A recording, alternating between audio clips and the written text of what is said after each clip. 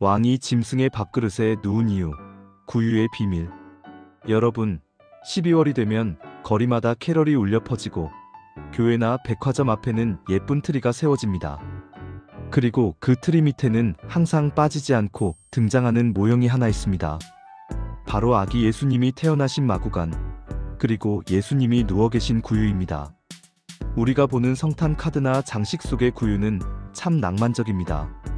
황금색 지푸라기가 깔려있고 따뜻한 조명이 비추고 아기 예수님은 평온하게 잠들어 계시죠. 하지만 2000년 전 그날 밤 베들레헴의 실제 현장은 그렇게 아름답거나 향기로운 곳이 아니었습니다. 오늘 우리가 깊이 파헤쳐볼 세 번째 성경 속 사물은 바로 이 구유입니다.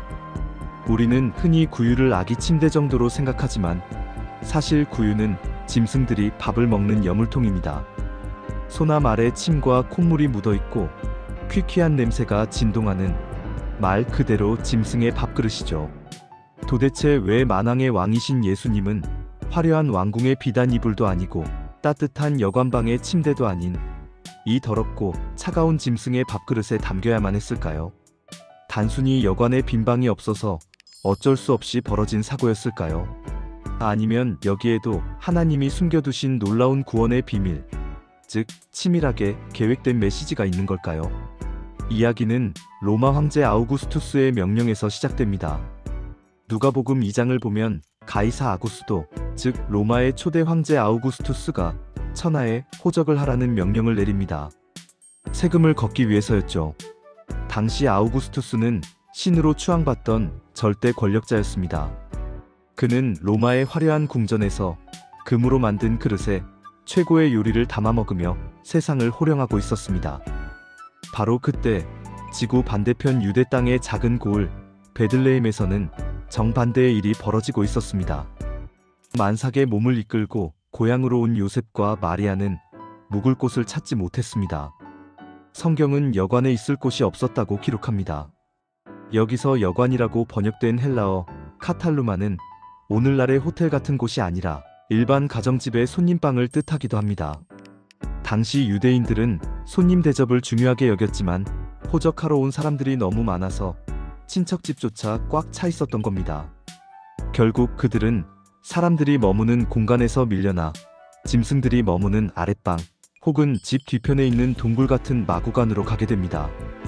그리고 그곳에서 진통이 시작되었고 아기 예수님이 태어나셨습니다.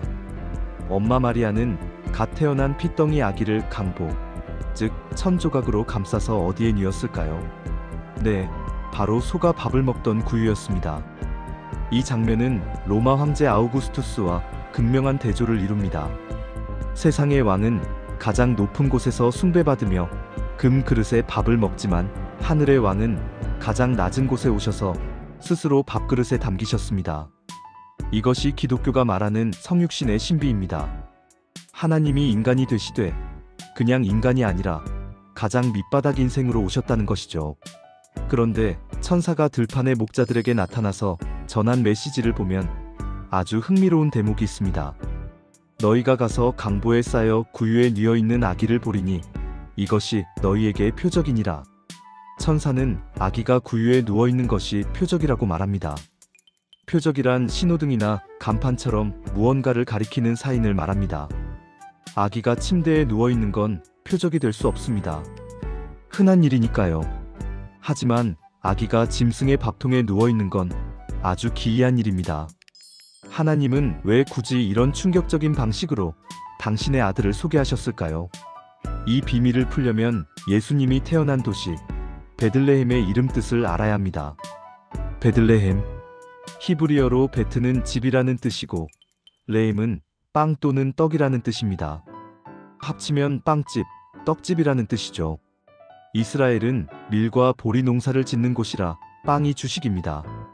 즉 베들레헴은 곡식이 풍성하여 빵이 넘쳐나는 동네라는 뜻을 가지고 있습니다. 생각해 보십시오. 빵집이라는 이름을 가진 동네에 생명의 떡이신 예수님이 오셨습니다. 그리고 그분이 지금 어디에 누워 계십니까? 무언가를 담아먹는 그릇, 구유에 누워 계십니다. 이것은 우연이 아닙니다. 예수님은 훗날 공생의 기간에 요한복음 6장에서 자신의 정체성을 이렇게 선포하십니다. 나는 하늘에서 내려온 살아있는 떡이니 사람이 이 떡을 먹으면 영생하리라. 그리고 최후의 만찬 자리에서는 빵을 떼어 제자들에게 주시며 말씀하셨습니다. 받아서 먹으라, 이것은 내 몸이니라. 이제 그림이 그려지시나요? 예수님이 구유에 누우신 이유는 단순히 침대가 없어서가 아니었습니다. 당신이 온 인류가 먹고 살아야 할 영적인 양식, 즉 밥이 되기 위해 오셨다는 것을 보여주는 시각적인 메시지였던 겁니다. 짐승 같은 우리 인간들은 죄로 인해 영혼이 굶주려 죽어가고 있었습니다. 돈을 먹고 명예를 먹고 쾌락을 먹어도 배가 고팠습니다. 그런 우리에게 하나님은 당신의 아들을 밥으로 내어주신 겁니다. 자, 나를 먹어라. 나를 먹고 너희가 살아라. 구유는 바로 그 생명의 밥을 담는 거룩한 식기였던 것입니다. 세상 사람들은 더 높은 자리, 더 화려한 자리에 앉으려고 서로를 밟고 올라갑니다.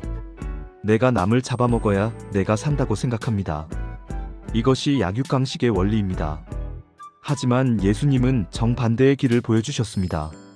내가 밥이 되어 너희에게 먹힘으로써 너희를 살리겠다. 가장 낮은 자리에서 가장 무력한 아기의 모습으로 누군가의 먹이가 되어주시는 사랑. 이것이 바로 구유가 우리에게 보여주는 복음의 핵심입니다. 그래서 성탄절은 단순히 선물을 주고받으며 즐거워하는 날이 아닙니다. 밥그릇에 담긴 예수님을 바라보며 나는 지금 무엇으로 내 영혼의 배를 채우고 있는지 돌아보는 날이어야 합니다. 썩어질 세상의 양식을 구하고 있는지, 아니면 영원히 목마르지 않는 생명의 떡을 구하고 있는지 말입니다. 또한 베들레헴은 역사적으로 아주 중요한 인물의 고향이기도 합니다. 바로 다윗 왕입니다. 다윗은 베들레헴의 들판에서 양을 치던 목동이었습니다. 하나님은 그 작은 목동을 들어 이스라엘의 왕으로 삼으셨습니다. 그리고 약 1000년 뒤 그 다윗의 동네 베들레헴 작은 마구간에서 다윗의 자손으로 진짜 목자이신 예수님이 태어나셨습니다. 미가 선지자는 예수님이 오시기 700년 전에 이미 이렇게 예언했습니다. 베들레헴 에브라다야, 너는 유다 족속 중에 작을지라도 이스라엘을 다스릴 자가 내게로 나올 것이라. 작고 보잘것없는 빵집 동네, 냄새나는 마구간, 그리고 더러운 여물통. 하나님은 세상에서 가장 작고 천한 것들을 모으셔서 세상에서 가장 위대하고 거룩한 역사를 시작하셨습니다.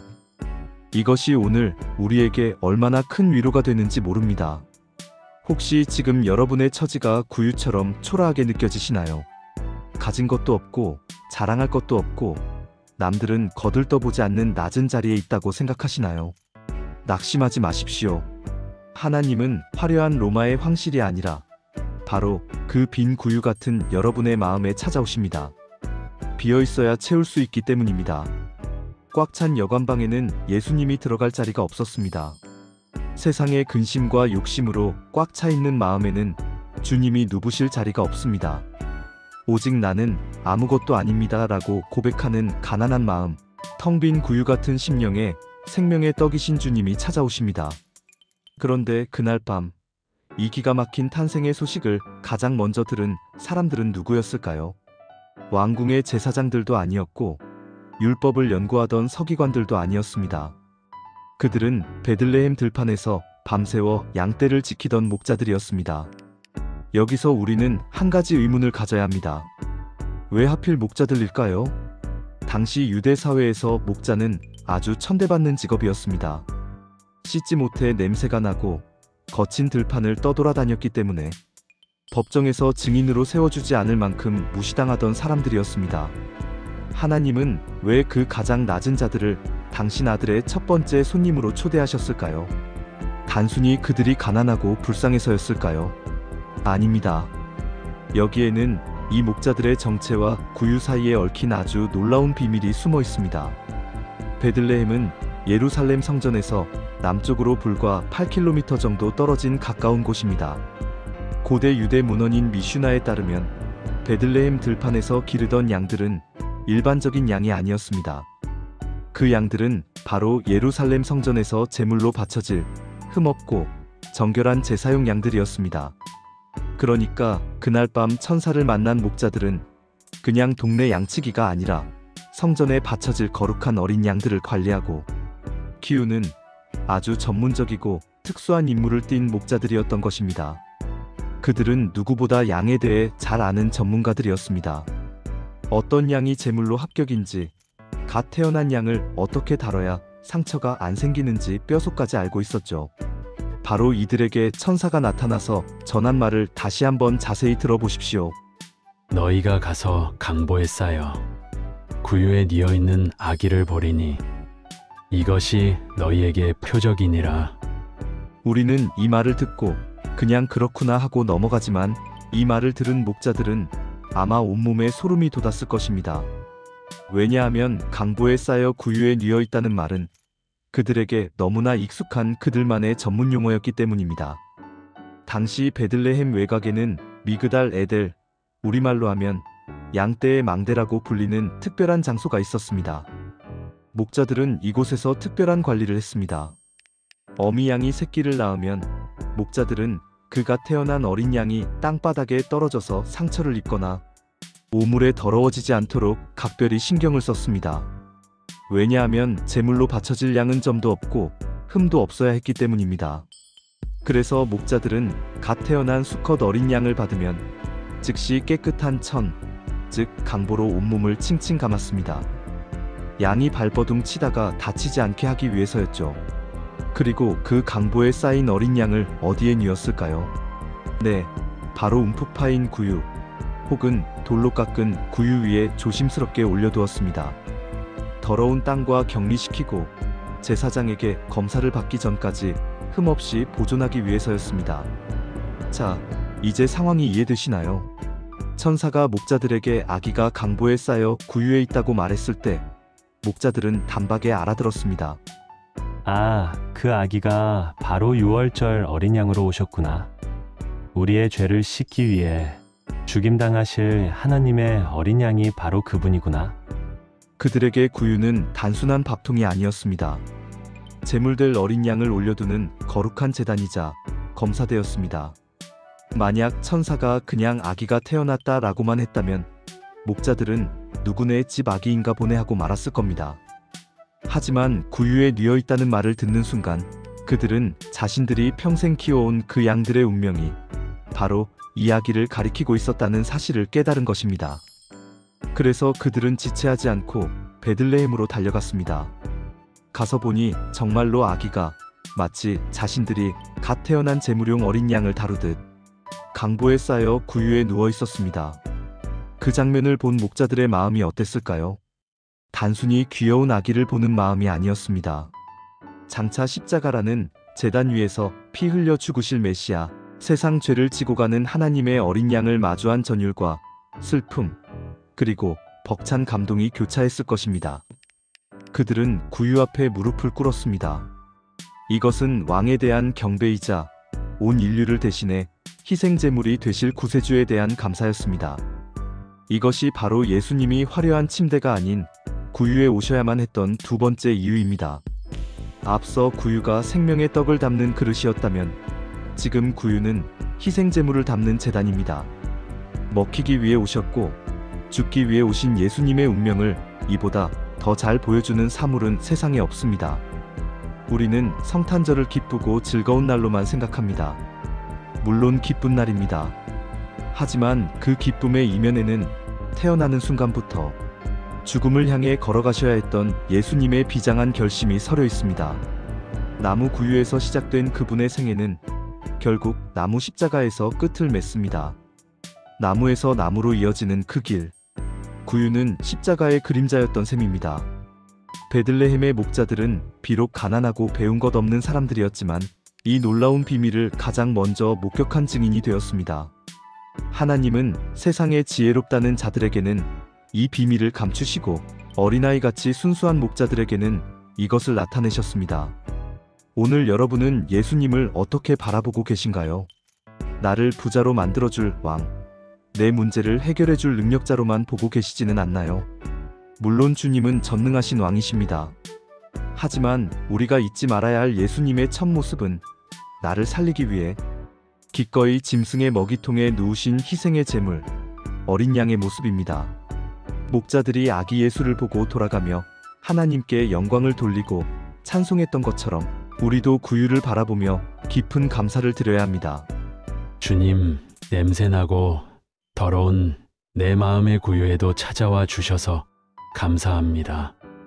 나를 위해 찢기시고 피 흘리신 그 사랑 때문에 내가 오늘을 살아갑니다. 이 고백이 터져나올 때 성탄의 진정한 기쁨이 우리 안에 회복될 것입니다. 그런데 예수님의 탄생을 축하하러 온 손님은 목자들뿐만이 아니었습니다.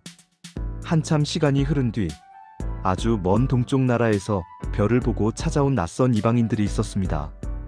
우리가 잘 아는 동방박사들입니다. 그들은 유대인이 아니었습니다. 저 멀리 동쪽, 아마도 페르시아나 바벨론 지역에서 별을 연구하던 천문학자이자 현자들이었습니다. 그들은 수천 킬로미터의 먼 길을 낙타를 타고 사막을 건너 오직 별 하나만을 보고 따라왔습니다. 그들이 예루살렘에 도착해서 헤롯 왕에게 했던 첫 마디가 무엇이었습니까? 유대인의 왕으로 나신 이가 어디 계시냐? 우리가 동방에서 그의 별을 보고 그에게 경배하러 왔노라. 그들은 이 아기가 단순히 훌륭한 인물이 아니라 온 세상을 다스릴 왕이라는 것을 알고 있었습니다. 그래서 빈손으로 오지 않았습니다. 왕을 아련하기 위해 아주 특별한 보물 상자를 준비해왔죠. 그 상자가 열리자 그 안에는 황금과 유향과 몰약이 들어있었습니다. 우리는 이 세 가지가 그냥 당시의 비싼 물건들이었나 보다 하고 생각하지만 성경학자들은 이 예물들이 예수님의 정체성과 앞으로 하실 일을 완벽하게 보여주는 예언적 상징이라고 해석합니다. 첫 번째 예물은 황금입니다. 황금은 예나 지금이나 변하지 않는 가치를 지닌 보석입니다. 고대 사회에서 황금은 오직 왕만이 소유할 수 있는 왕권의 상징이었습니다. 동방박사들이 아기 예수께 황금을 드렸다는 것은 이 초라한 구유에 누운 아기가 바로 온 우주를 통치하실 영원한 왕이심을 선포하는 대관식과도 같았습니다. 로마 황제 아우구스투스가 진짜 왕이 아니라 이 아기가 진짜 왕이라는 위험하고도 위대한 고백이었던 것입니다. 두 번째 예물은 유향입니다. 유향은 유향나무에서 채취한 진액으로 만든 향료입니다. 이것은 구약시대 성전에서 제사장들이 하나님께 제사를 드릴 때 반드시 피워야 했던 거룩한 향기였습니다. 향을 피우면 연기가 하늘로 올라가듯이 유향은 하나님과 인간 사이를 이어주는 기도를 상징합니다. 즉 박사들은 예수님께 유향을 드림으로써 이분이 장차 죄인인 우리를 대신해 하나님께 나아갈 대제사장이 되실 것임을 예언한 것입니다. 그런데 문제는 세 번째 예물, 바로 몰약입니다. 이것이 가장 충격적입니다. 몰약은 아주 쓴맛이 나는 향료인데 주된 용도가 무엇인지 아십니까? 바로 시체가 썩지 않게 바르는 방부제였습니다. 고대 이집트에서는 미라를 만들 때 썼고 유대인들도 장례를 치를 때 시신에 몰약을 발랐습니다. 세상에 어떤 축하객이 갓 태어난 아기 돌잔치에 수의나 관을 선물로 가져갈까요?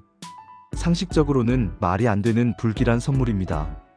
하지만 동방박사들은 알았든 몰랐든 성령의 감동으로 이 몰약을 준비했습니다. 왜냐하면 이 아기는 살기 위해 온 것이 아니라 죽기 위해 오셨기 때문입니다. 구유에 누우신 그 순간부터 예수님의 시선은 이미 십자가를 향하고 계셨습니다. 몰약은 예수님의 고난과 죽음, 그리고 3일간의 무덤 생활을 미리 준비한 비장한 예물이었습니다. 결국 이 세 가지 선물은 한 문장으로 요약됩니다. 당신은 영원한 왕이시며 우리를 위한 제사장이시고 우리를 대신해 죽으실 희생제물이십니다. 이 고백이 마구간의 정막을 깨고 울려 퍼졌을 때 구유는 더 이상 짐승의 밥통이 아니었습니다. 왕의 보좌이자 성전의 지성소이자 거룩한 제단으로 변했습니다. 몰약에 얽힌 이야기는 여기서 끝나지 않습니다. 몰약은 그 자체로는 향기가 나지 않습니다. 절구에 넣고 지식여서 깨뜨려야만 혹은 불에 태워야만 비로소 그 진한 향기를 발산합니다. 예수님의 삶이 그러했습니다. 그분은 자신의 몸을 십자가 위에서 철저히 깨뜨리고 지식여서 온 인류를 구원하는 생명의 향기를 날리셨습니다. 그렇다면 오늘 우리는 주님께 무엇을 드려야 할까요? 우리에게는 동방박사들 같은 황금 덩어리가 없을 수도 있습니다. 비싼 유향이나 몰약도 없을지 모릅니다. 하지만 하나님이 진짜 원하시는 예물은 따로 있습니다. 시편 51편은 이렇게 말합니다. 하나님께서 구하시는 제사는 상한 심령이라. 주님은 우리의 깨어진 마음을 원하십니다. 몰약처럼 으깨진 자존심, 실패해서 너덜너덜해진 마음, 죄 때문에 아파하는 그 상한 마음을 가지고 나올 때 주님은 그것을 세상 어떤 황금보다 귀한 예물로 받으십니다. 나의 아픔을 주님 앞에 쏟아놓는 것이 유향이 되고 나의 고집을 꺾고 주님 뜻에 순종하는 것이 황금이 되며 나를 희생해서 이웃을 섬기는 것이 몰약이 됩니다. 오늘 여러분의 마음속에 있는 구유를 한번 들여다보십시오. 그곳이 비어 있습니까? 아니면 세상의 염려와 욕심으로 가득 차 있습니까? 이제 그 구유를 비우고 그 자리에 예수님을 왕으로 모시기를 바랍니다. 내 인생의 운전대를 그분께 맡겨드리는 것, 그것이 우리가 드릴 수 있는 최고의 황금입니다. 말씀을 맺겠습니다. 베들레헴의 작은 구유에서 시작된 이야기는 갈보리 언덕의 십자가를 지나 부활의 영광으로 이어집니다. 가장 낮고 더러운 곳에 오셨기에 예수님은 우리 인생의 가장 밑바닥까지 이해하시고 찾아오실 수 있습니다. 여러분이 지금 아무리 깊은 절망의 구덩이에 있다 해도 예수님은 그보다 더 낮은 곳, 짐승의 구유까지 내려가 보셨기에 여러분을 떠받쳐 올리실 수 있습니다. 이번 성탄절, 그리고 다가오는 새해에는 화려한 트리나 선물보다 이 구유의 정신을 기억하셨으면 좋겠습니다. 나를 밥으로 내어주는 헌신, 가장 낮은 곳을 찾아가는 겸손, 그리고 죽음으로 생명을 살리는 사랑. 이 거룩한 구유의 신비가 여러분의 가정과 일터, 그리고 섬기시는 교회 위에 가득하기를 축복합니다. 지금까지 성경 속 사물의 인문학 제3탄 구유 이야기였습니다. 어떠셨나요? 무심코 지나쳤던 구유 속에 이렇게 깊은 하나님의 구원 계획이 숨어 있다는 사실에 가슴이 뜨거워지셨나요? 오늘 이야기가 여러분의 신앙의 깊이를 더하고 예수님을 향한 사랑을 회복하는 데 도움이 되었다면 구독과 좋아요로 마음을 표현해 주십시오. 여러분의 응원은 제가 더 깊은 성경의 우물을 파는데 아주 큰 힘이 됩니다. 다음 시간에는 성경 속 사물의 인문학 제4탄 작은 돌멩이 하나로 거인을 쓰러뜨린 기적의 도구, 다윗의 물매와 돌 5개의 비밀을 가지고 돌아오겠습니다. 단순한 돌팔매질이 아니라 치밀한 훈련과 믿음의 결정체였던 물매의 과학적 비밀을 기대해 주십시오. 여러분의 삶이 날마다 예수님을 모시는 따뜻한 구유가 되기를 기도합니다. 고맙습니다.